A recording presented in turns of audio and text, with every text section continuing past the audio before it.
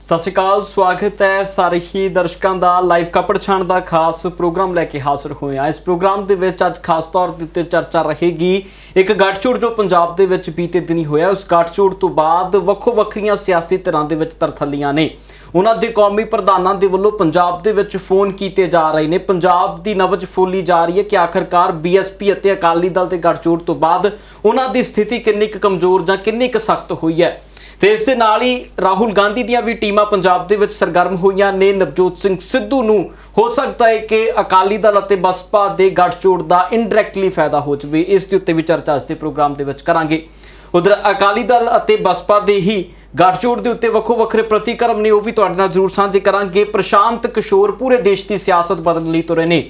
2024 ਦੇ ਵਿੱਚ ਵੱਡੀ ਸਿਆਸੀ ਤਰਥੱਲੀ ਪਾ ਸਕਦਾ ਪ੍ਰਸ਼ਾਂਤ ਕਿਸ਼ੋਰ ਤੇ ਇਸ ਦੀ ਤਿਆਰੀਆਂ ਹੁਣ ਹੀ ਹੋ ਚੁੱਕੀਆਂ ਨੇ। ਇਸ ਦੇ ਉੱਤੇ ਵੀ ਗੱਲਬਾਤ ਰੱਖਾਂਗੇ। ਸਭ ਤੋਂ ਪਹਿਲਾਂ ਡੱਲਾ ਸਾਹਿਬ ਦਾ ਸਵਾਗਤ, ਫਿਰ ਇੱਕ ਇੱਕ ਕਰਕੇ ਸਵਾਲਾਂ ਵੱਲ ਵਧਦੇ। ਡੱਲਾ ਜੀ ਸਵਾਗਤ ਹੈ ਜੀ। ਬਹੁਤ ਧੰਨਵਾਦ ਗਗਨ ਜੀ, ਤੁਹਾਡਾ ਵੀ ਔਰ ਦੁਨੀਆ ਭਰ ਦੇ ਪੰਜਾਬੀਆਂ ਦਾ ਬਹੁਤ ਬਹੁਤ ਧੰਨਵਾਦ।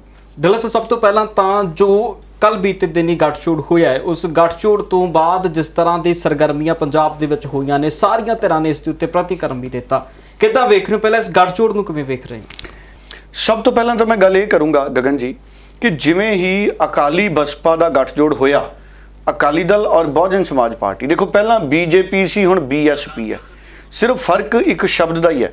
ਜਿੱਦਾਂ ਹੀ ਇਹ ਬਹੁਜਨ ਸਮਾਜ ਪਾਰਟੀ ਦੇ ਨਾਲ ਗੱਠਜੋੜ ਹੋਇਆ, ਕੌਮੀ ਚੈਨਲਾਂ ਤੇ ਵੀ ਸਾਡੇ ਮੁਲਕ ਦੇ ਖਬਰ ਆਈ ਔਰ ਇਹ ਇੱਕ ਪੂਰੀ ਦੇਸ਼ ਦੀ ਸਿਆਸਤ ਦੇ ਵਿੱਚ ਇੱਕ ਨਵੇਂ ਘਟਨਾਕ੍ਰਮ ਦੇ ਰੂਪ 'ਚ ਇਹਨੂੰ ਵੇਖਿਆ ਗਿਆ। ਭਾਵੇਂ ਇਹ ਗਠਬੰਧਨ ਸਿਰਫ ਪੰਜਾਬ ਲਈ ਹੈ, ਪਰ ਬਹੁਤ ਸਾਰੇ ਲੋਕ 2024 ਤੋਂ ਪਹਿਲਾਂ ਵੱਖ-ਵੱਖ ਪੋਲੀਟੀਕਲ ਪਾਰਟੀਆਂ ਦੀ ਬਦਲਦੀ ਰਣਨੀਤੀ ਦੇ ਤੌਰ ਤੇ ਇਸ ਨੂੰ ਦੇਖ ਰਹੇ ਨੇ। ਰਾਹੁਲ ਗਾਂਧੀ ਨੇ ਆਪਣੀਆਂ ਟੀਮਾਂ ਦੇ ਜ਼ਰੀਏ ਰਿਪੋਰਟ ਹਾਸਲ ਕੀਤੀ ਹੈ ਕਿ ਇਸ ਗਠਬੰਧਨ ਦਾ ਕਾਂਗਰਸ ਨੂੰ ਕੀ ਨਫਾ ਤੇ ਕੀ ਨੁਕਸਾਨ ਹੋ ਸਕਦਾ ਹੈ। ਅਰਵਿੰਦ ਕੇਜਰੀਵਾਲ ਨੇ ਦਿੱਲੀ ਤੋਂ ਪੂਰੀ ਰਿਪੋਰਟ ਹਾਸਲ ਕੀਤੀ ਹੈ ਪੰਜਾਬ ਚੋਂ, ਔਰ ਉਸ ਤੋਂ ਬਾਅਦ ਰਾਘਵ ਚੱਡਾ ਨੇ ਤਾਂ ਇੱਕ ਬਿਆਨ ਵੀ ਦਿੱਤਾ ਹੈ। ਰਾਘਵ ਚੱਡਾ ਨੇ ਤਾਂ ਇਹ ਕਹਿਤਾ ਕਿ ਇਹਦੀ ਸਕ੍ਰਿਪਟ ਨਰਿੰਦਰ ਮੋਦੀ ਹੋਣੀ ਸਾਡੇ ਪ੍ਰਧਾਨ ਮੰਤਰੀ ਨੇ ਲਿਖੀ ਹੈ। ਹਾਲਾਂਕਿ ਆਮ ਆਦਮੀ ਪਾਰਟੀ ਸਿਆਸੀ ਮਾਰ ਖਾ ਗਈ ਪੰਜਾਬ 'ਚ। ਗਗਨ, ਮੈਂ ਇਹ ਕਹੂੰਗਾ ਇਹ ਆਮ ਆਦਮੀ ਪਾਰਟੀ ਦੀ ਅਗਲੀਆਂ ਚੋਣਾਂ ਤੋਂ ਪਹਿਲਾਂ ਇੱਕ ਹੋਰ ਸਿਆਸੀ ਭੁੱਲ ਹੈ ਕਿ ਆਮ ਆਦਮੀ ਪਾਰਟੀ ਨੇ ਆਪਣੇ ਆਪ ਨੂੰ ਓਨਾ ਸੰਗਠਿਤ ਨਹੀਂ ਕੀਤਾ। ਅੱਜ ਵੀ ਆਮ ਆਦਮੀ ਪਾਰਟੀ ਚਿਹਰਿਆਂ ਦੇ ਤਲਾਸ਼ 'ਚ ਹੈ। ਔਰ ਸੁਖਬੀਰ ਬਾਦਲ, ਜਿਹਦੇ ਬਾਰੇ ਕਿਹਾ ਜਾਂਦਾ ਸੀ ਕਿ ਅਕਾਲੀ ਦਲ ਬਹੁਤ ਪਿਛੜ ਗਿਆ, ਕੋਈ ਸ਼ੱਕ ਨਹੀਂ ਕਿ ਅਕਾਲੀ ਦਲ ਪਹਿਲਾਂ ਵਰਗਾ ਮਜ਼ਬੂਤ ਨਹੀਂ ਹੈ, ਪਰ ਸੁਖਬੀਰ ਬਾਦਲ ਨੇ ਬਹੁਜਨ ਸਮਾਜ ਪਾਰਟੀ, ਇੱਕ ਕੌਮੀ ਪਾਰਟੀ ਨੂੰ ਪੰਜਾਬ 'ਚ ਆਪਣੇ ਨਾਲ ਰਲਾ ਲਿਆ, ਜਿਹਦਾ ਦੁਆਬੇ ਦੇ ਵਿੱਚ, ਮਾਝੇ ਦੇ ਵਿੱਚ, ਮਾਲਵੇ ਦੇ ਵਿੱਚ ਆਧਾਰ ਹੈ ਔਰ ਦੁਆਬੇ 'ਚ ਸਭ ਤੋਂ ਜ਼ਿਆਦਾ ਆਧਾਰ ਹੈ। ਔਰ ਭਾਵੇਂ 20 ਸੀਟਾਂ ਜਿਹੜੀਆਂ ਸੁਖਬੀਰ ਬਾਦਲ ਨੇ ਦਿੱਤੀਆਂ ਨੇ, ਉਹਦੇ 'ਤੇ ਮੈਂ ਗੱਲ ਕਰੂੰਗਾ ਆਉਣ ਵਾਲੇ ਸਮੇਂ 'ਚ ਕਿ ਉਹਦੇ ਨਾਲ ਅਕਾਲੀ ਦਲ ਨੂੰ ਫਾਇਦਾ ਜ਼ਿਆਦਾ ਹੈ ਤੇ ਬਹੁਜਨ ਸਮਾਜ ਪਾਰਟੀ ਨੂੰ ਘੱਟ ਫਾਇਦਾ ਹੈ।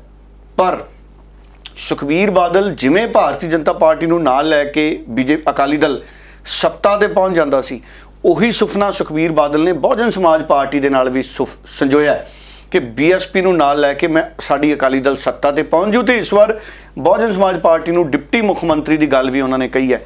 ਇਹਦੇ ਤੇ ਮੈਂ ਆਊਂਗਾ। ਹੁਣ ਕੇਜਰੀਵਾਲ ਨੇ ਪਤਾ ਕੀਤਾ ਤੇ ਰਾਘਵ ਚੱਡਾ ਨੇ ਪ੍ਰੈਸ ਕਾਨਫਰੰਸ ਕਰਤੀ। ਕੈਪਟਨ ਅਮਰਿੰਦਰ ਨੇ ਆਪਣੀਆਂ ਸਰਕਾਰੀ ਏਜੰਸੀਆਂ CID ਇੰਟੈਲੀਜੈਂਸ ਦੇ ਜ਼ਰੀਏ ਪ੍ਰਭਾਵ ਜਾਣਨ ਦੀ ਕੋਸ਼ਿਸ਼ ਵੀ ਕੀਤੀ। ਆਪਣੇ ਖਾਸ ਸਲਾਹਕਾਰਾਂ ਦੇ ਜ਼ਰੀਏ ਇਹਦਾ ਪ੍ਰਭਾਵ ਜਾਣਨ ਦੀ ਕੋਸ਼ਿਸ਼ ਕੀਤੀ। ਕੈਪਟਨ ਅਮਰਿੰਦਰ ਦੀ ਵੀ ਨੀਂਦ ਉੱਡੀ ਹੈ, ਅਰਵਿੰਦ ਕੇਜਰੀਵਾਲ ਦੀ ਵੀ ਨੀਂਦ ਉੱਡੀ ਹੈ, ਸੁਖਦੇਵ ਸਿੰਘ ਢੀਂਡਸਾ ਦੇ ਧੜਿਆਂ ਦੀ ਵੀ ਨੀਂਦ ਉੱਡੀ ਹੈ, ਕਿਉਂਕਿ ਉਹ ਬੜੀਆਂ ਕੋਸ਼ਿਸ਼ਾਂ ਕਰ ਰਹੇ ਸੀ ਪਹਿਲਾਂ।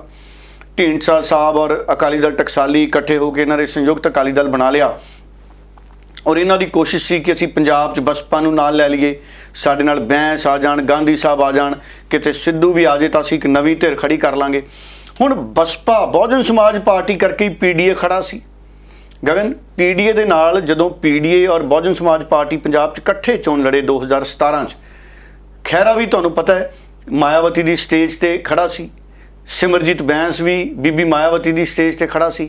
ਜਦੋਂ ਬੀਬੀ ਮਾਇਆਵਤੀ ਨੇ ਨਾਮ, ਮੈਨੂੰ ਲੱਗਦਾ ਸ਼ਾਇਦ ਸੁਖਪਾਲ ਖਹਿਰੇ ਦਾ ਪ੍ਰੋਪਰ ਪ੍ਰੋਨਾਊਂਸ ਨਹੀਂ ਹੋਇਆ, ਉਹਨਾਂ ਨੂੰ ਪਤਾ ਨਹੀਂ ਹੋਣਾ, ਉਦੋਂ ਵੀ PDA ਬਹੁਜਨ ਸਮਾਜ ਪਾਰਟੀ ਕਰਕੇ 9-10% ਤੱਕ ਪਹੁੰਚ ਗਿਆ ਸੀ। ਔਰ ਉਦੋਂ ਅਗਰ PDA ਨਾ ਤੋੜਦੇ ਇਹ ਤੇ ਅੱਜ ਇਹ ਬਹੁਤ ਵੱਡੀ ਤਾਕਤ ਬਣਿਆ ਹੋਣਾ ਸੀ। ਮੁੜ ਕੇ ਕਿਤੇ ਸਿੱਧੂ ਇਹਨਾਂ ਦੇ ਨਾਲ ਆ ਜਾਂਦਾ ਤੇ ਉਹ ਸੋਨੇ ਤੇ ਸੁਹਾਗੇ ਵਾਲੀ ਗੱਲ ਹੋ ਜਾਣੀ ਸੀ।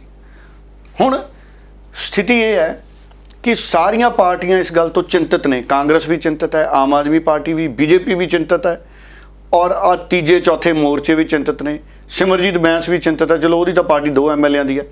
चिंतित वो भी है कि बहुजन समाज पार्टी और अकाली दल का गठजोड़ किते साडे सियासी समीकरण ना बिगाड़ दे। पंजाब दे हर हलके च बहुजन समाज पार्टी की वोट है और पंजाब च बहुजन समाज पार्टी 5-6-7% तक का भी फेर बदल करन की ताकत रखती है।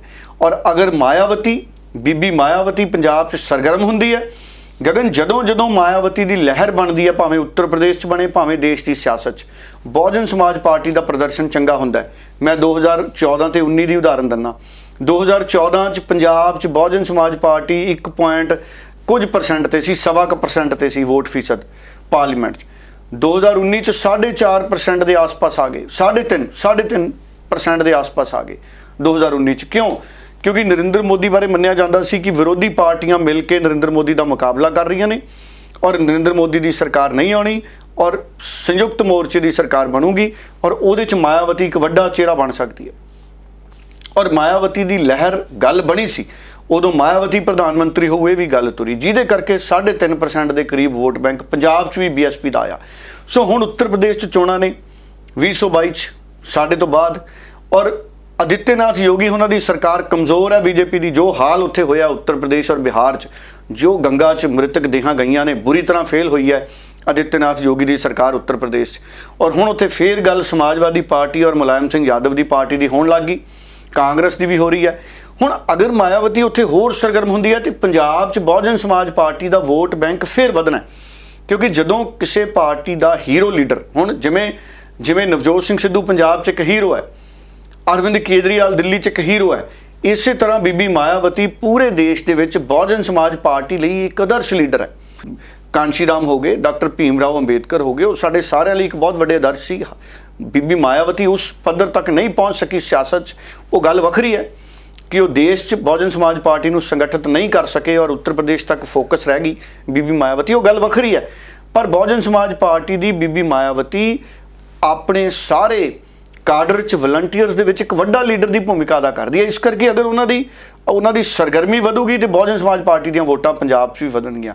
इस करके राहुल गांधी, ममता बनर्जी, इत्थों तक कि प्रधानमंत्री और अमित शाह उन्होंने भी नज़र कल पंजाब च रही गगन कि पंजाब च जिहड़ा पोलीटिकल घटनाक्रम होया है, अकाली दल ने बीजेपी नूं छड्ड के जिहड़ा बसपा नाल गठजोड़ किया, पहलां भी होया सी 1996 च, उदों कांशी राम पंजाब तो जिते सी, उदों 3 सीटां ते बहुत चंगी परफॉर्मेंस बहुजन समाज पार्टी की रही। अकाली दल तो 10-11 सीटां उदों जित गया सीगा, 13 सीटां चों।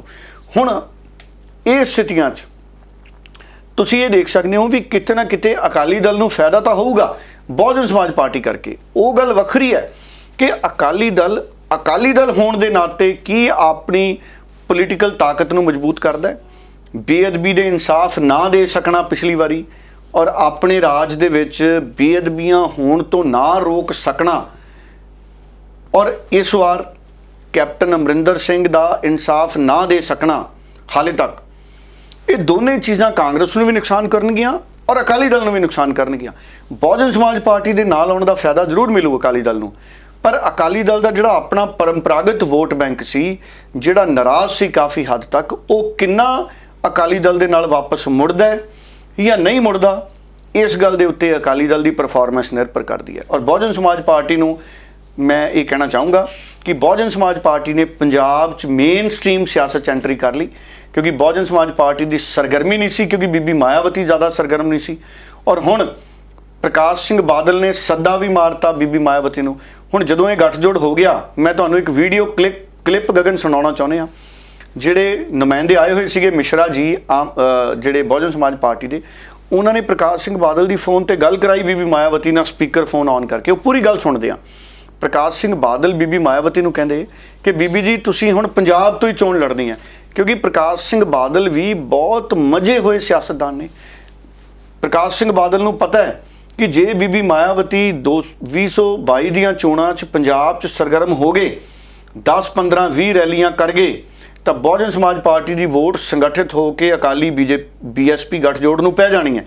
और प्रकाश सिंह बादल ने हुणी सद्दा लाता और कहते असीं तुहानूं पंजाब च बुलावांगे। भी पूरी गल सुन लो। हेलो बहन जी, बहुत बहुत मुबारक आपको जी। आज जी बहुत खुशी हुई, इतनी खुशी हुई है कि मैं बयान नहीं कर सकता। सब सेरेमनी होगी, बहुत खुशी हुई है।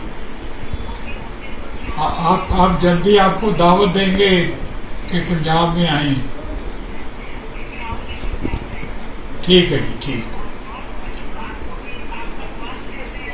आगे से आप इलेक्शन भी पंजाब से लड़ा करें। आपका स्वास्थ्य पूछ रहे हैं, आपका स्वास्थ्य, आपका सेहत ठीक है जी?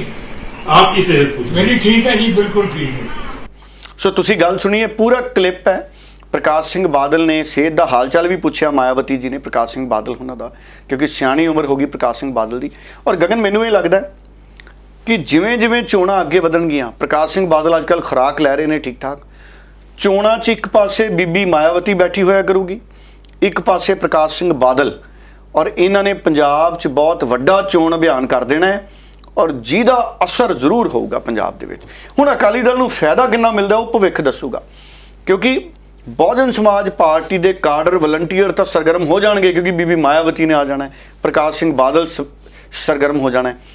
ਪਰ ਪੰਥਕ ਵੋਟ ਜਿਹੜੀ ਅਸੀਂ ਕਹਿੰਦੇ ਆ ਕਿ ਸਾਡੇ ਬਹੁਤ ਜਿਹੜੇ ਪੰਥਕ ਹਲਕਿਆਂ ਦੀ ਵੋਟ ਹੈ, ਜਿਹੜੀ ਅੱਜ ਤੱਕ ਪੈਂਦੀ ਹੋਈ ਤੱਕੜੀ ਨੂੰ ਸੀ, ਕੀ ਉਹ ਅਕਾਲੀ ਦਲ ਦੇ ਨਾਲ ਆਪਣੀ ਨਾਰਾਜ਼ਗੀ ਖਤਮ ਕਰ ਚੁੱਕੀ ਹੈ, ਕਰ ਲਊਗੀ, ਜਾਂ ਨਾਰਾਜ਼ਗੀ ਬਰਕਰਾਰ ਰਹੂਗੀ, ਉਹਦੇ ਤੇ ਨਿਰਭਰ ਕਰਦੀ ਹੈ। ਬਿਲਕੁਲ। ਸੋ ਇਹ ਜ਼ਰੂਰ ਹੈ, ਇਸ ਦੇ ਉੱਤੇ ਵੱਖੋ ਵੱਖਰੇ ਸਿਆਸੀ ਪ੍ਰਤੀਕਰਮ ਨੇ। ਪਹਿਲਾਂ ਉਹਨਾਂ ਦੇ ਵੱਲ ਸੁਣਦੇ ਹਾਂ ਤੇ ਫਿਰ ਉਸ ਤੋਂ ਬਾਅਦ ਕਿੱਥੇ ਕਿੱਥੇ ਜਿਹੜਾ ਮਾਫ ਕਰਨਾ BSP ਨੂੰ ਨੁਕਸਾਨ ਹੋ ਸਕਦਾ ਤੇ ਫਾਇਦਾ ਹੋ ਸਕਦਾ, ਉਹਨਾਂ ਸਾਰੀਆਂ ਸੀਟਾਂ ਤੇ ਕੀ ਕਰਕੇ ਗੱਲ ਕਰਦੇ ਹਾਂ। ਰਾਜਨੀਤੀ ਦੇ ਰੰਗ ਕਰਤਾਰ ਸਿੰਘਾ ਜਿਵੇਂ ਦਾ ਲੱਗਦਾ ਤਿਵੇਂ ਲਾ ਲਈਏ। ਬਸਪਾ ਤੇ ਅਕਾਲੀ ਦਲ, ਉਹ ਬਸਪਾ ਜਿਹੜੀ ਪਾਣੀ ਪੀ ਪੀ ਕੇ ਅਕਾਲੀ ਦਲ ਦੇ ਕਾਲੇ ਕਾਰਨਾਮਿਆਂ ਦੇ ਵਿਰੁੱਧ ਸੰਘਰਸ਼ ਵੀ ਕਰਦੀ ਰਹੀ ਆ, ਲੀਡਰ ਬੋਲਦੇ ਵੀ ਰਹੇ ਆ, ਤੇ ਅੱਜ ਹਮਸਫਰ ਬਣ ਗਏ।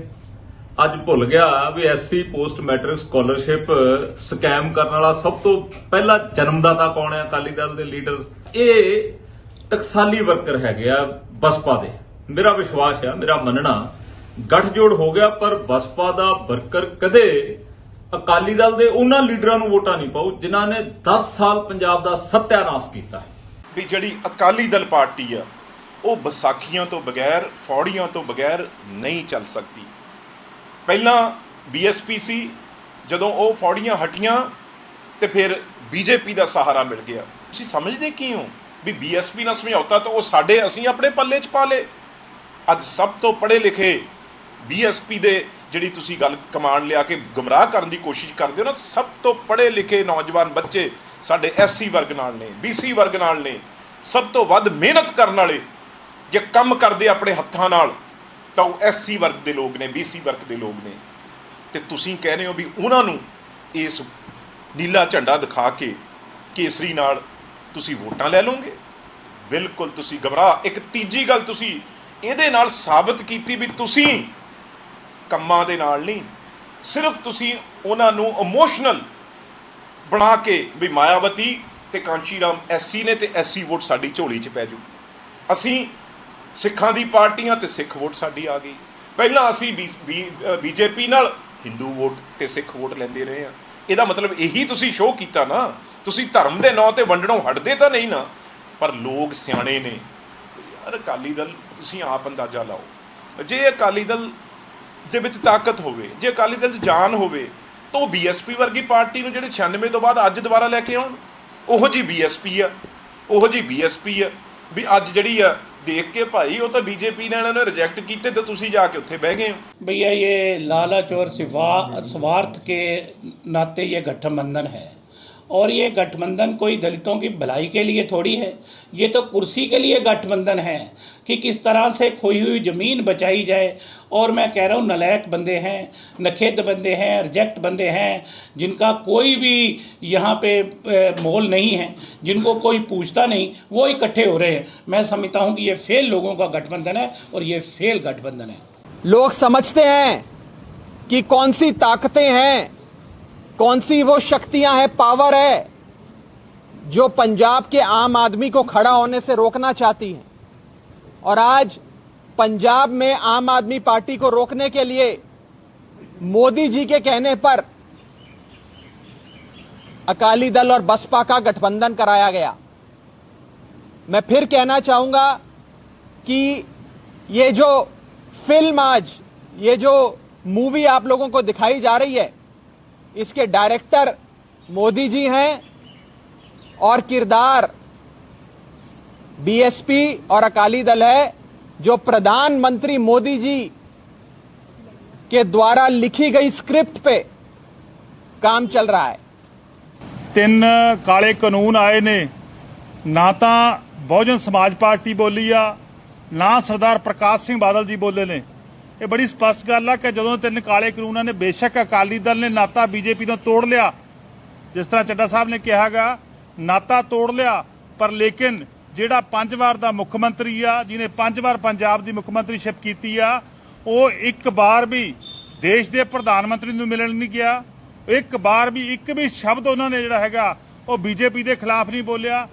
ਸੁਡੇਲਾ ਸਾਹਿਬ, ਗੱਲਬਾਤ ਆਪਾਂ ਸਿਆਸੀ ਜਿਹੜੇ ਪ੍ਰਤੀਕਰਮ ਨੇ ਉਹ ਵੀ ਸੁਣੇ ਨੇ, ਤੇ ਹੁਣ ਮੈਂ ਨੁਕਸਾਨ ਜਾਂ ਫਾਇਦੇ ਦੀ ਗੱਲ ਪੁੱਛਾਂਗਾ ਕਿ ਆਖਰਕਾਰ ਕਿਹੜੀਆਂ ਸੀਟਾਂ ਦੇ ਉੱਤੇ ਜਿਹੜਾ ਬੀਐਸਪੀ ਨੂੰ ਨੁਕਸਾਨ ਹੋ ਸਕਦਾ ਹੈ ਤੇ ਅਕਾਲੀ ਦਲ ਉੱਥੋਂ ਫਾਇਦਾ ਲੈ ਸਕਦਾ ਹੈ? ਕਿਹੜੀਆਂ ਸੀਟਾਂ ਖਾਸ ਤੌਰ ਦੇ ਉੱਤੇ ਹੋ ਸਕਦੀਆਂ? ਦੇਖੋ, ਬਹੁਜਨ ਸਮਾਜ ਪਾਰਟੀ ਨੂੰ ਜਿਹੜੀਆਂ 20 ਸੀਟਾਂ ਦਿੱਤੀਆਂ ਨੇ ਨਾ, ਦੇਖੋ ਪਹਿਲਾਂ ਤਾਂ ਮੈਂ ਤੁਹਾਨੂੰ ਜਿਵੇਂ ਮੈਂ ਪਹਿਲਾਂ ਕਿਹਾ, ਅਗਰ ਬੀਬੀ ਮਾਇਆਵਤੀ ਸਰਗਰਮ ਹੋਈ ਤੇ ਬਹੁਜਨ ਸਮਾਜ ਪਾਰਟੀ ਦੀਆਂ ਸੀਟਾਂ ਵਧਣਗੀਆਂ, ਜਿੱਤੂਗੀ ਬਹੁਜਨ ਸਮਾਜ ਪਾਰਟੀ।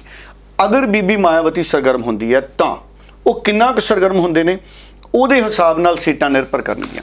ਸੋ ਜਿਹੜੀਆਂ ਸੀਟਾਂ ਦਿੱਤੀਆਂ ਨੇ ਅਕਾਲੀ ਦਲ ਨੇ ਬਹੁਜਨ ਸਮਾਜ ਪਾਰਟੀ ਨੂੰ, ਮੈਨੂੰ ਇਹ ਲੱਗਦਾ ਹੈ ਵੀ ਕਿਤੇ ਨਾ ਕਿਤੇ ਬਹੁਜਨ ਸਮਾਜ ਪਾਰਟੀ ਨੂੰ ਸਖਤ ਸੀਟਾਂ ਮਿਲ ਗਈਆਂ, ਬਹੁਤ ਆਸਾਨੀ ਨਾਲ ਜਿੱਤਣ ਵਾਲੀਆਂ ਸੀਟਾਂ ਨਹੀਂ ਮਿਲੀਆਂ।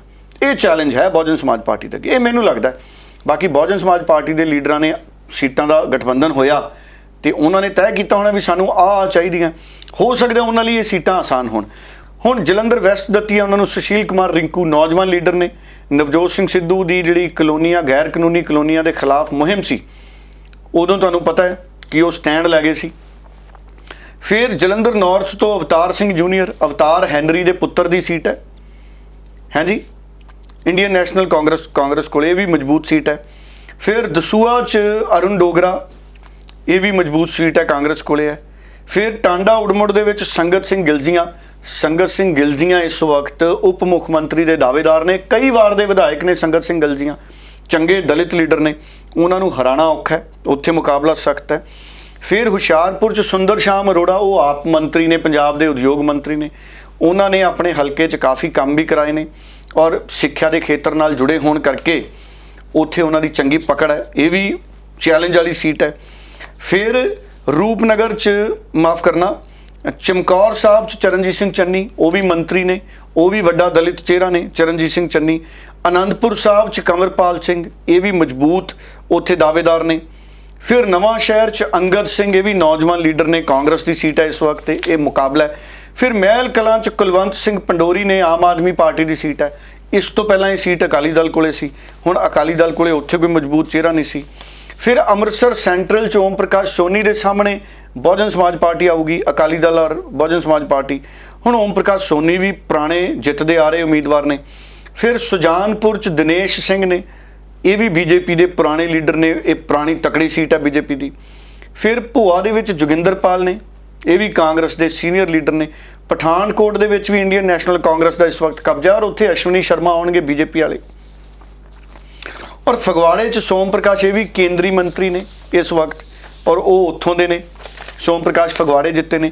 ਫਿਰ ਲੁਧਿਆਣਾ ਨਾਰਥ 'ਚ ਰਕੇਸ਼ ਪਾਂਡੇ, ਕਈ ਵਾਰ ਦੇ ਐਮਐਲਏ ਨੇ, ਉਹ ਸੀਟ ਬਸਪਾ ਨੂੰ ਦਿੱਤੀ ਗਈ ਆ। ਉਹ ਸੀਟ ਤੇ ਅਕਾਲੀ ਦਲ ਦਾ ਕੋਈ ਐਡਾ ਖਾਸ ਆਧਾਰ ਹੈ ਨਹੀਂ ਸੀ, ਉਹ ਪਹਿਲਾਂ ਬੀਜੇਪੀ ਦੇ ਖਾਤੇ 'ਚ ਹੁੰਦੀ ਸੀ। ਪਾਇਲ ਦੇ ਵਿੱਚ ਲਖਬੀਰ ਸਿੰਘ ਲੱਖਾ, ਇਹ ਸਭ ਨੂੰ ਪਤਾ ਹੈ ਕਿ ਇੰਡੀਅਨ ਨੈਸ਼ਨਲ ਕਾਂਗਰਸ ਉੱਥੇ ਬੜੀ ਮਜ਼ਬੂਤ ਹੈ। ਸੋ ਬਹੁਜਨ ਸਮਾਜ ਪਾਰਟੀ ਨੂੰ ਜਿਹੜੀਆਂ 20 ਸੀਟਾਂ ਮਿਲੀਆਂ ਨੇ ਗਗਨ, ਮੈਨੂੰ ਲੱਗਦਾ ਹੈ ਉਹ ਜਿਸ ਤਰ੍ਹਾਂ ਨਾਲ ਮਿਲੀਆਂ ਨੇ, ਸ਼ਾਇਦ ਅਗਰ ਬਹੁਜਨ ਸਮਾਜ ਪਾਰਟੀ ਨੇ ਹੋਰ ਵਿਚਾਰ ਚਰਚਾ ਸੀਟਾਂ ਦੀ ਵੰਡ ਨੂੰ ਲੈ ਕੇ ਕੀਤੀ ਹੁੰਦੀ ਤੇ ਹੋਰ ਚੰਗੀਆਂ ਸੀਟਾਂ ਹਾਸਲ ਕਰ ਸਕਦੇ ਸੀ ਬਹੁਜਨ ਸਮਾਜ ਪਾਰਟੀ ਵਾਲੇ। ਪਰ ਕਿਤੇ ਨਾ ਕਿਤੇ ਇਹ ਹੁਣ ਸੀਟਾਂ ਤੈਅ ਹੋ ਚੁੱਕੀਆਂ ਨੇ। ਪਰ ਫੈਕਟਰ ਉਹੀ ਹੈ, ਬਹੁਜਨ ਸਮਾਜ ਪਾਰਟੀ ਦੀਆਂ ਵੋਟਾਂ ਜ਼ਰੂਰ ਪੈਣਗੀਆਂ ਅਕਾਲੀ ਦਲ ਨੂੰ ਵੀ, ਔਰ ਅਕਾਲੀ ਦਲ ਦਾ ਕਾਡਰ ਵੀ ਇਹਨਾਂ 20 ਸੀਟਾਂ ਤੇ ਵੋਟਾਂ ਪਾਊਗਾ ਬਹੁਜਨ ਸਮਾਜ ਪਾਰਟੀ ਨੂੰ। ਪਰ ਪੰਥਕ ਵੋਟ ਕੀ ਅਕਾਲੀ ਦਲ ਨੂੰ ਪਊਗੀ, ਸਵਾਲ ਇਹ ਸਭ ਤੋਂ ਵੱਡਾ ਹੈ। ਅਕਾਲੀ ਦਲ ਨਾਲ ਨਾਰਾਜ਼ ਵੋਟ ਪਿਛਲੀ ਵਾਰ ਜਿਹੜੀ ਹੋਈ ਸੀ, ਕੀ ਉਹ ਮੁੜ ਕੇ ਆਊਗੀ, ਇਹ ਸਵਾਲ ਸਭ ਤੋਂ ਵੱਡਾ ਹੈ। ਔਰ ਮਾਇਆਵਤੀ ਸਰਗਰਮ ਹੋਣਗੇ ਤਾਂ ਬੀਐਸਪੀ ਦੇ ਖਾਤੇ 'ਚ ਸੀਟਾਂ ਜ਼ਰੂਰ ਜਾਣਗੀਆਂ।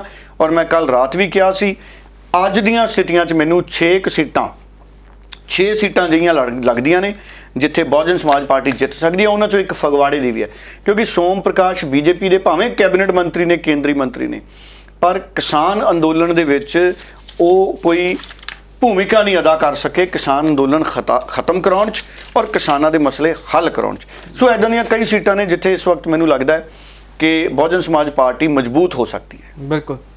ਸੋ ਇਹ ਜ਼ਰੂਰ ਹੈ ਕਿ ਗੱਠਜੋੜ ਪੰਜਾਬ ਦੇ ਵਿੱਚ ਹੋਇਆ ਹੈ, ਇਹ ਕਦੋਂ ਤੱਕ ਚੱਲਦਾ ਹੈ ਤੇ ਕਿਸ ਤਰ੍ਹਾਂ ਚੱਲਦਾ ਹੈ, ਇਹ ਵੀ ਬਹੁਤ ਵੱਡੇ ਸਵਾਲ ਆਉਣ ਵਾਲੇ ਦਿਨਾਂ ਔਰ ਛੋਟੀ ਛੋਟੀ ਗੱਲ ਵੀ ਸੁਣਾ ਦਿਓ ਗੱਠਜੋੜ ਤੇ, ਭਾਵੇਂ ਸੁਖਬੀਰ ਬਾਦਲ ਦੀ ਔਰ ਬਹੁਜਨ ਸਮਾਜ ਪਾਰਟੀ ਦੇ ਲੀਡਰ ਜੀ।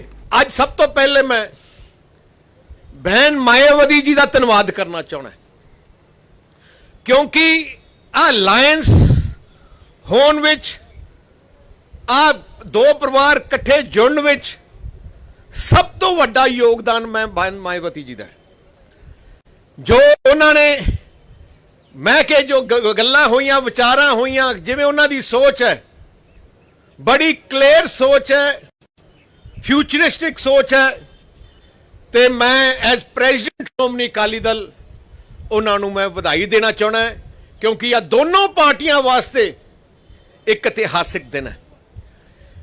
ਦੋਨੋਂ ਪਾਰਟੀਆਂ ਦੀ ਆਈਡੀਓਲੋਜੀ, ਸੋਚ ਇੱਕੋ ਜਿਹੀ ਹੈ। ਦੋਨੋਂ ਪਾਰਟੀਆਂ ਗਰੀਬ ਕਿਸਾਨ ਮਜ਼ਦੂਰ, ਜੋ ਜਿਨ੍ਹਾਂ ਲੋਕਾਂ ਨੂੰ ਦਬਿਆ ਜਾਂਦਾ ਸੀ, ਕੁਚਲਿਆ ਜਾਂਦਾ ਸੀ, ਉਹਨਾਂ ਦੀ ਲੜਾਈ, ਉਹਨਾਂ ਦੇ ਹੱਕਾਂ ਦੀ ਲੜਾਈ वास्ते दोनों पार्टियां लड़दियां रही हैं।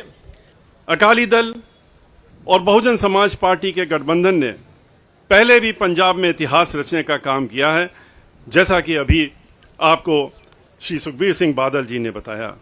सन 1996 में के चुनाव में जब बहुजन समाज पार्टी और अकाली दल ने मिलकर के लोकसभा का चुनाव लड़ा था, तो आपको मालूम है कि 13 सीटों में 11 सीटें इस गठबंधन ने जीतने का काम किया था, और जो एक सीट बहुजन समाज पार्टी 4 जो जिसमें लड़ी थी, हारी थी, और अकाली दल जिसमें एक में नहीं जीत सकी थी, बहुत ही थोड़े थोड़े वोटों का अंतर था, वरना पूरा क्लीन स्वीप था। और अब की बार हमें पूरा विश्वास है कि जिस तरह की यहाँ पर सरकार चल रही है, उसको उखाड़ फेंकने का जुनून जो है लोगों के अंदर, उसके तहत में अब की बार की जो गठबंधन की सरकार होगी, जो गठबंधन चुनाव में लड़ेगा, वो अब की बार पूरा एक तरफ से क्लीन स्वीप करके, और सरकार पूर्ण बहुमत से नहीं बल्कि बहुत अधिक सीटों के साथ बढ़ करके यहाँ पर सरकार बनाने का ये गठबंधन कार्य करेगा। ਸੋਢੇਲਾ ਸਾਹਿਬ, ਇੱਕ ਪਾਸੇ ਤਾਂ ਪੰਜਾਬ ਦੀ ਸਿਆਸਤ ਦੇ ਵਿੱਚ ਗੱਠਜੋੜ ਹੋ ਰਹੇ ਨੇ, ਵੱਖੋ ਵੱਖਰੀਆਂ ਤਰਥਾਲੀਆਂ ਨੇ, ਪਰ ਜੇਕਰ ਦੇਸ਼ ਦੀ ਸਿਆਸਤ ਦੀ ਗੱਲ ਕਰੀਏ, ਉੱਥੇ ਵੀ ਇੱਕ ਮਹਾ ਗੱਠਜੋੜ ਦੀ ਤਿਆਰੀ ਹੋ ਰਹੀ ਹੈ 2024 ਦੇ ਲਈ।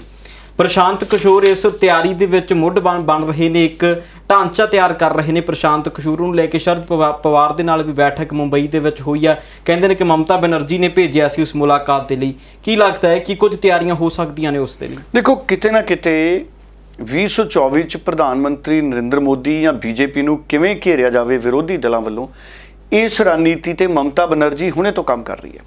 ਮਮਤਾ ਬੈਨਰਜੀ ਨੇ ਪ੍ਰਧਾਨ ਮੰਤਰੀ ਨਰਿੰਦਰ ਮੋਦੀ ਉਹਨਾਂ ਨੂੰ ਹਰਾ ਕੇ ਭੇਜਿਆ ਇੱਕ ਤਾਂ ਪੱਛਮੀ ਬੰਗਾਲ ਚੋਂ। ਉਸ ਤੋਂ ਬਾਅਦ ਬੀਬੀ ਮਮਤਾ ਬੈਨਰਜੀ ਦੇ ਹੌਸਲੇ ਬੁਲੰਦ ਹੈ। ਪ੍ਰਸ਼ਾਂਤ ਕਿਸ਼ੋਰ ਉਹਨਾਂ ਨੂੰ ਸਲਾਹ ਦਿੰਦੇ ਰਹੇ ਨੇ ਉੱਥੇ। ਹੁਣ ਉਹਨਾਂ ਨੇ ਪ੍ਰਸ਼ਾਂਤ ਕਿਸ਼ੋਰ ਨੂੰ ਉੱਤਰ ਪ੍ਰਦੇਸ਼ 'ਚ ਵੀ ਭੇਜਿਆ ਸੀ ਮੁਲਾਇਮ ਸਿੰਘ ਯਾਦਵ ਦੇ ਪੁੱਤਰ ਅਖਿਲੇਸ਼ ਯਾਦਵ ਦੇ ਨਾਲ ਮੀਟਿੰਗ ਕਰਨ। ਉਹ ਮੀਟਿੰਗ ਕਹਿੰਦੇ ਬਹੁਤ ਕਾਮਯਾਬ ਰਹੀ। ਹੁਣ ਮਹਾਰਾਸ਼ਟਰ 'ਚ ਭੇਜਿਆ ਸ਼ਰਦ ਪਵਾਰ ਕੋਲੇ। ਮੁਲਾਇਮ ਸਿੰਘ ਦੇ ਪੁੱਤਰ ਨਾਲ ਜਿਹੜੀ ਮੀਟਿੰਗ ਹੋਈ ਅਖਿਲੇਸ਼ ਯਾਦਵ ਨਾਲ ਵੀ, ਉਹਨੂੰ ਵੀ ਗੈਰ ਰਸਮੀ ਮੀਟਿੰਗ ਦੱਸਿਆ ਗਿਆ।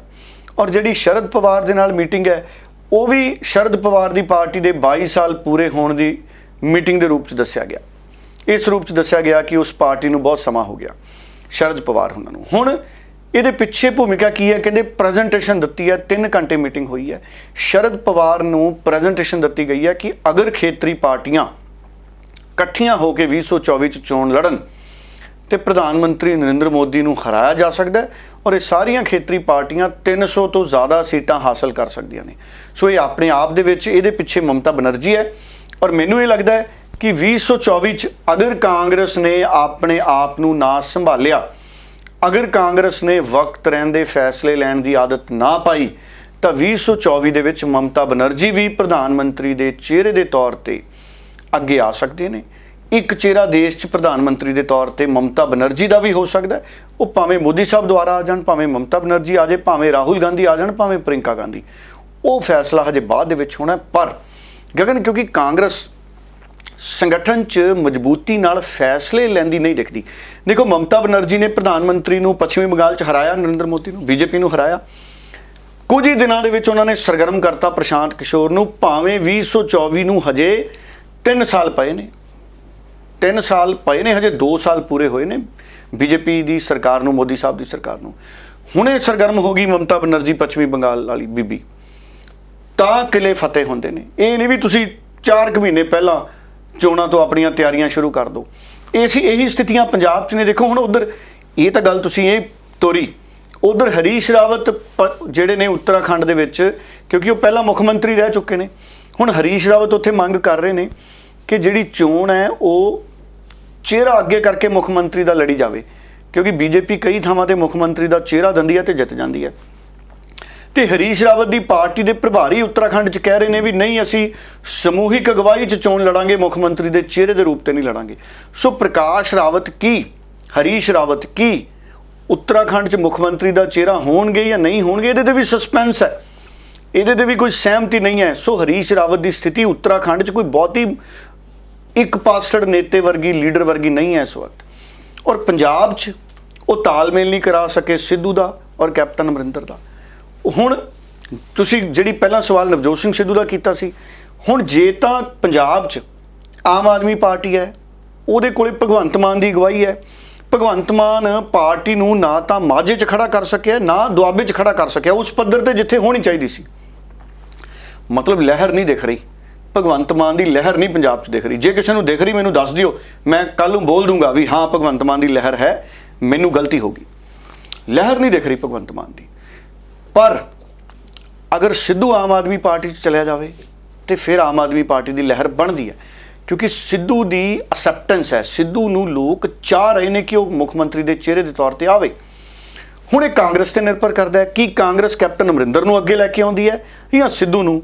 ਪਰ ਬਸਪਾ ਔਰ ਅਕਾਲੀ ਦਲ ਦੇ ਗਠਬੰਧਨ ਤੋਂ ਬਾਅਦ ਜਿਹੜੀਆਂ ਰਿਪੋਰਟਾਂ ਕਾਂਗਰਸ ਨੇ ਵੀ ਅੱਜ ਹਾਸਲ ਕੀਤੀਆਂ ਨੇ, ਕੇਜਰੀਵਾਲ ਨੇ ਵੀ ਹਾਸਲ ਕੀਤੀਆਂ ਨੇ, ਉਸ ਤੋਂ ਬਾਅਦ ਇਹ ਪਾਰਟੀਆਂ ਸਮਝ ਗਈਆਂ, ਬੀਜੇਪੀ ਵੀ ਸਮਝ ਗਈ, ਕਾਂਗਰਸ ਵੀ ਸਮਝ ਗਈ ਔਰ ਕੇਜਰੀਵਾਲ ਵੀ ਸਮਝ ਗਿਆ ਕਿ ਜਦ ਤੱਕ ਪੰਜਾਬ 'ਚ ਮਜ਼ਬੂਤ ਚਿਹਰਾ ਨਹੀਂ ਦਿੱਤਾ ਜਾਊਗਾ, ਜਿਹੜਾ ਬੇਦਾਗ ਹੋਵੇ, ਜਿਹਦੇ 'ਚ ਲੋਕ ਭਰੋਸਾ ਕਰਦੇ ਹੋਣ, ਜਿਹੜਾ ਘੱਟੋ ਘੱਟ ਸਿਧਾਂਤਾਂ ਤੇ ਖੜਦਾ ਹੋਵੇ ਔਰ ਸੱਚਾਈ ਤੇ ਖੜਦਾ ਹੋਵੇ, ਕਰਪਟ ਨਾ ਹੋਵੇ, ਇਮਾਨਦਾਰ ਹੋਵੇ ਔਰ ਆਪਣੇ ਪੈਸੇ ਨਾ ਬਣਾਵੇ, ਪੰਜਾਬ ਨੂੰ ਅਮੀਰ ਬਣਾਵੇ, ਉਹ ਚਿਹਰਾ ਚਾਹੀਦਾ। ਹੁਣ ਉਹ ਚਿਹਰਾ, ਕੁਝ ਕੁ ਚਿਹਰੇ ਨੇ, ਉਹ ਹਰ ਪਾਰਟੀ 'ਚ ਇੱਕ ਦੋ ਚਿਹਰੇ ਨੇ। ਫਿਰ ਉਹਨਾਂ 'ਚੋਂ ਸਭ ਤੋਂ ਪ੍ਰਸਿੱਧ ਕਿਹੜੇ ਨੇ? ਇਹ ਨਹੀਂ ਹੈਗਾ ਵੀ ਸਾਰੇ ਲੀਡਰ ਕਰਪਟ ਹੀ ਨੇ ਪੰਜਾਬ 'ਚ, ਹੈਗੇ ਇਮਾਨਦਾਰ, ਪਰ ਹਰ ਇਮਾਨਦਾਰ ਵਿਦਿਆਰਥੀ ਕਲਾਸ ਦਾ ਮੋਨੀਟਰ ਨਹੀਂ ਨਾ ਬਣਦਾ। ਬਿਲਕੁਲ, ਹਰ ਇੰਟੈਲੀਜੈਂਟ ਵਿਦਿਆਰਥੀ ਵੀ ਮੋਨੀਟਰ ਨਹੀਂ ਬਣ ਸਕਦਾ। ਹਰ ਕਾਮਯਾਬ ਖਿਡਾਰੀ ਕਾਮਯਾਬ ਕਪਤਾਨ ਨਹੀਂ ਬਣ ਸਕਦਾ। ਸਚਿਨ ਤੇਂਦੁਲਕਰ ਦੇਖ ਲਓ, ਉਹਨਾਂ ਨੂੰ ਕਿੱਡਾ ਮਹਾਨ ਖਿਡਾਰੀ ਮੰਨਿਆ ਜਾਂਦਾ, ਭਾਰਤ ਰਤਨ ਦਿੱਤਾ ਹੈ, ਪਰ ਉਹ ਕਪਤਾਨੀ 'ਚ ਫੇਲ ਹੋ ਜਾਂਦਾ ਸੀ ਸਚਿਨ ਤੇਂਦੁਲਕਰ। ਬਿਲਕੁਲ। ਸੋ ਇਸ ਕਰਕੇ ਹੁਣ ਨਾਮ ਜਦੋਂ ਮੁੱਖ ਮੰਤਰੀ ਦੇ ਚਿਹਰੇ ਦੇ ਤੌਰ ਤੇ ਬਚਦਾ ਹੈ, ਕਾਂਗਰਸ ਕੋਲੇ ਵੀ ਸਿੱਧੂ ਬਚਦਾ 2022 ਲਈ। ਅਗਰ ਮੁਕਾਬਲਾ ਕਰਨਾ ਹੈ, ਅਗਰ ਉਹਨਾਂ ਨੇ ਇਹ ਦੇਖਣਾ ਹੈ ਵੀ ਪੁਰਾਣਾ ਤਜਰਬਾ, ਤੇ ਫਿਰ ਕੈਪਟਨ ਅਮਰਿੰਦਰ ਹੀ ਹੈ। ਪਰ ਜੇ ਕੈਪਟਨ ਅਮਰਿੰਦਰ ਮੁੱਖ ਮੰਤਰੀ ਦੇ ਚਿਹਰੇ ਦੇ ਤੌਰ ਤੇ ਮੁਕਾਬਲਾ ਕਰਨ ਉਤਰਨਗੇ, ਬਸਪਾ ਅਕਾਲੀ ਗਠਬੰਧਨ ਇੱਕ ਪਾਸੇ ਮੋਦੀ ਸਾਹਿਬ ਅਮਿਤ ਸ਼ਾਹ ਦਾ ਤੂਫਾਨ ਆਉਣਾ ਪੰਜਾਬ 'ਚ ਸਿਆਸੀ, ਇੱਕ ਪਾਸੇ ਕਿਸਾਨ ਅੰਦੋਲਨ ਦਾ ਪਤਾ ਨਹੀਂ ਕੀ ਰੂਪ ਬਣਨਾ ਹੈ, ਇੱਕ ਪਾਸੇ ਆਮ ਆਦਮੀ ਪਾਰਟੀ। ਕੋਈ ਵੱਡੀ ਗੱਲ ਨਹੀਂ, ਮਮਤਾ ਬਨਰਜੀ ਵੀ ਪੰਜਾਬ 'ਚ ਐਂਟਰੀ ਮਾਰ ਜੇ ਕਿਸੇ ਰੂਪ 'ਚ, ਤੇ ਫਿਰ ਕੈਪਟਨ ਅਮਰਿੰਦਰ ਲਈ ਜਾਂ ਤਾਂ ਸਾਰੇ ਵਾਅਦੇ ਪੂਰੇ ਕਰ ਦੇਣ। ਆ ਦੇਖੋ, ਰਾਜਾ ਵੜਿੰਗ ਦਾ ਉਦੋਂ ਪਿੰਡ 'ਚ ਗਏ ਦਾ ਵਿਰੋਧ ਹੋ ਗਿਆ। ਇਹ ਹਜੇ ਤਾਂ ਲੋਕ ਜਾਗਰੂਕ ਹੋ ਗਏ। ਲੋਕ ਕਾਂਗਰਸੀਆਂ ਤੋਂ ਵੀ ਸਵਾਲ ਪੁੱਛਣਗੇ, ਭਾਵੇਂ ਮੰਤਰੀ ਹੈ ਕੋਈ, ਭਾਵੇਂ ਮੁੱਖ ਮੰਤਰੀ ਹੈ, ਭਾਵੇਂ ਐਮਐਲਏ ਹੈ। ਲੋਕ ਸਵਾਲ ਪੁੱਛਣਗੇ ਗਗਨ ਪਿੰਡਾਂ 'ਚ ਗਿਆ ਨੂੰ ਵੀ ਤੁਸੀਂ ਕਹਿੰਦੇ ਸੀ ਸਾਰਿਆਂ ਦਾ ਕਰਜ਼ਾ ਮਾਫ ਕਰਾਂਗੇ, ਤੁਸੀਂ ਕਹਿੰਦੇ ਸੀ ਘਰ ਘਰ ਨੌਕਰੀ, ਤੁਸੀਂ ਫਾਰਮ ਭਰਵਾ ਲਏ ਸੀ ਸਾਡੇ ਤੋਂ, ਕੀ ਉਹ ਲਾਰੇ ਸੀ ਜਾਂ ਹੁਣ ਲਾਰੇ ਲਾਉਣ ਆਏ ਹੋ? ਸੋ ਇਸ ਕਰਕੇ ਪੰਜਾਬੀ ਬਹੁਤ ਅਵੇਅਰ ਹੋ ਚੁੱਕੇ ਨੇ, ਦੁਨੀਆ ਹੀ ਅਵੇਅਰ ਹੋ ਚੁੱਕੀ ਹੈ, ਇਕੱਲੇ ਪੰਜਾਬੀਆਂ ਦੀ ਗੱਲ ਹੀ। ਸੋ ਇਸ ਕਰਕੇ ਕਾਂਗਰਸ ਕੋਲੇ ਸਿੱਧੂ ਹੈ, ਅਗਰ ਅੱਗੇ ਲਿਆਉਣ ਤੇ ਮੁਕਾਬਲਾ ਕਰ ਲੈਣਗੇ। ਪਰ ਆਮ ਆਦਮੀ ਪਾਰਟੀ ਕੀ ਕਰੂਗੀ? ਆਮ ਆਦਮੀ ਪਾਰਟੀ ਨੂੰ ਵੀ ਕੋਈ ਵੱਡਾ ਕੱਦ ਲੈ ਕੇ ਆਉਣਾ ਪੈਣਾ। ਔਰ ਮੈਨੂੰ ਲੱਗਦਾ ਹੈ ਕਿ ਅਰਵਿੰਦ ਕੇਜਰੀਵਾਲ ਇੰਤਜ਼ਾਰ ਕਰ ਰਿਹਾ ਵੀ ਸਿੱਧੂ ਦਾ ਕਾਂਗਰਸ 'ਚ ਫੈਸਲਾ ਕੀ ਹੁੰਦਾ। ਜੋ ਫੈਸਲਾ ਸਿੱਧੂ ਦਾ ਕਾਂਗਰਸ 'ਚ ਹੋਊਗਾ, ਕੇਜਰੀਵਾਲ ਉਹਦੇ ਹਿਸਾਬ ਨਾਲ ਰਣਨੀਤੀ ਬਣਾਊਗਾ। ਪਰ ਕਿਤੇ ਇਹ ਵੀ ਨਾ ਹੋਵੇ ਕਿ ਸਿੱਧੂ ਵੀ ਦੇਰ ਕਰ ਜੇ ਤੇ ਕੇਜਰੀਵਾਲ ਵੀ ਦੇਰ ਕਰ ਜੇ, ਇਹ ਵੀ ਹੋ ਜਾਂਦਾ ਕਈ ਵਾਰੀ। ਕਈ ਵਾਰੀ ਸਾਡੇ ਬੱਚੇ ਦੀਵਾਲੀ ਤੋਂ ਪਹਿਲਾਂ ਹੀ ਆਪਣੇ ਪਟਾਕੇ ਖਤਮ ਕਰ ਲੈਂਦੇ, ਬਿਲਕੁਲ ਕਈ ਵਾਰੀ ਹੋਲੀ ਤੋਂ ਪਹਿਲਾਂ ਹੀ ਰੰਗ ਮੁਕਾ ਲੈਂਦੇ, ਕਈ ਵਾਰੀ ਬਸੰਤ ਤੋਂ ਪਹਿਲਾਂ ਹੀ ਪਤੰਗ ਵਾਲੀ ਡੋਰ ਖਤਮ ਕਰ ਲੈਂਦੇ। ਇਹ ਕਿਉਂਕਿ ਕਈ ਵਾਰੀ ਇਹ ਵੀ ਹੁੰਦਾ। ਸੋ ਇਹ ਜਿਹੜੀਆਂ ਪੋਲੀਟੀਕਲ ਪਾਰਟੀਆਂ ਨੇ, ਇਹਨਾਂ ਨੂੰ ਬਚਪਨਾ ਨਹੀਂ, ਇਹਨਾਂ ਨੂੰ ਮੈਚੁਰਿਟੀ ਦਿਖਾਉਣ ਦੀ ਲੋੜ ਹੈ। ਜਿਹੜਾ ਇਹ ਬਸਪਾ ਨਾਲ ਵੀ ਗਠਬੰਧਨ ਹੋਇਆ ਨਾ, ਮੈਨੂੰ ਪੂਰੀ ਤਰ੍ਹਾਂ ਲੱਗਦਾ ਹੈ, ਭਾਵੇਂ ਗੱਲ ਸੁਖਬੀਰ ਤੇ ਆਈ ਜਾਂਦੀ ਹੈ ਵੀ ਸੁਖਬੀਰ ਕਰ ਗਿਆ, ਸੁਖਬੀਰ ਕਰ ਗਿਆ, ਇਹਦੇ ਪਿੱਛੇ ਜਿਹੜੀ ਦਿਮਾਗੀ ਕਾਢ ਸੀ ਉਹ ਪ੍ਰਕਾਸ਼ ਸਿੰਘ ਬਾਦਲ ਦੀ ਸੀ, ਜੋ ਮੈਨੂੰ ਲੱਗਦਾ ਹੈ। ਬਿਲਕੁਲ। ਸੋ ਇਹ ਜ਼ਰੂਰ ਹੈ ਕਿ ਹੁਣ ਆਉਣ ਵਾਲੇ ਦਿਨਾਂ ਦੇ ਵਿੱਚ ਹੋਰ ਗੱਠਜੋੜ ਪੰਜਾਬ ਦੇ ਵਿੱਚ ਹੋਣਗੇ। ਸੁਭਾਵਿਕ ਹੈ ਕਿ ਪੰਜਾਬ ਦੇ ਵਿੱਚ ਹੋਰ ਕਈ ਧਿਰਾਂ ਨੇ ਜਿਹੜੀਆਂ ਗੱਠਜੋੜ ਕਰਨ ਦੀ ਤਿਆਰੀ ਦੇ ਵਿੱਚ ਨੇ। ਸੋ ਵੱਡੀ ਨਿਗਾਹ ਸੀ ਜਿਹੜੀ ਬੀਐਸਪੀ ਦੇ ਵੱਲ ਸੀ, ਉਹ ਹੁਣ ਅਕਾਲੀ ਦਲ ਦੇ ਨਾਲ ਜੁੜ ਚੁੱਕੀ ਹੈ ਤੇ ਇਸ ਤੋਂ ਬਾਅਦ ਹੁਣ ਅਕਾਲੀ ਦਲ ਵੱਖਰੇ ਤਰੀਕੇ ਦੀ ਸਿਆਸਤ ਪੰਜਾਬ ਦੇ ਵਿੱਚ ਕਰੇਗਾ। ਉਧਰ ਭਾਜਪਾ ਵੀ ਕਿਸੇ ਨਾਲ ਗੱਠਜੋੜ ਕਰ ਸਕਦੀ ਹੈ ਜਾਂ ਫਿਰ ਆਪਣੇ ਪੱਧਰ ਦੇ ਉੱਤੇ 117 ਉਮੀਦਵਾਰ ਪੇਸ਼ ਕਰੇਗੀ, ਇਹ ਵੀ ਬਹੁਤ ਵੱਡੇ ਸਵਾਲ ਭਾਜਪਾ ਦੇ। ਭਾਜਪਾ ਨੂੰ ਤਾਂ ਉਮੀਦਵਾਰ ਵੀ ਲੱਭਣੇ ਪੈਣੇ 117। ਬਿਲਕੁਲ। ਭਾਜਪਾ ਦੇ ਕਈ ਉਮੀਦਵਾਰ ਤਾਂ ਤਿਆਰ ਬੈਠੇ ਨੇ, ਛੱਡ ਕੇ ਜਾਣ ਨੂੰ ਵੀ ਨਾਰਾਜ਼ ਬੈਠੇ ਨੇ, ਛੱਡ ਵੀ ਸਕਦੇ ਨੇ। ਬੀਜੇਪੀ ਨੂੰ 117 ਚੋਂ ਬਹੁਤ ਵੱਡੀ ਗਿਣਤੀ 'ਚ ਤਲਾਸ਼ ਹੈ ਬੀਜੇਪੀ ਨੂੰ। ਬਿਲਕੁਲ। ਸੋ ਇਹ ਜ਼ਰੂਰ ਹੈ ਕਿ ਆਉਣ ਵਾਲੇ ਦਿਨਾਂ ਦੇ ਵਿੱਚ ਵੱਖੋ ਵੱਖਰੇ ਤਰੀਕੇ ਦੇ ਸਮੀਕਰਨ ਪੰਜਾਬ ਦੀ ਤੇ ਦੇਸ਼ ਦੀ ਸਿਆਸਤ ਦੇ ਵਿੱਚੋਂ ਵੇਖਣ ਨੂੰ ਮਿਲਣਗੇ। ਸੋ ਕੀ ਕੁਝ ਸਿਆਸਤ ਦੇ ਵਿੱਚ ਹੋਏਗਾ, ਲਗਾਤਾਰ ਪ੍ਰੋਗਰਾਮਾਂ ਦੇ ਵਿੱਚ ਗੱਲਬਾਤ ਚੱਲਦੀ ਰਹੇਗੀ। ਡਾਲਾ ਸਾਹਿਬ ਬਹੁਤ ਬਹੁਤ ਧੰਨਵਾਦ ਜੀ। ਬਹੁਤ ਧੰਨਵਾਦ ਜੀ।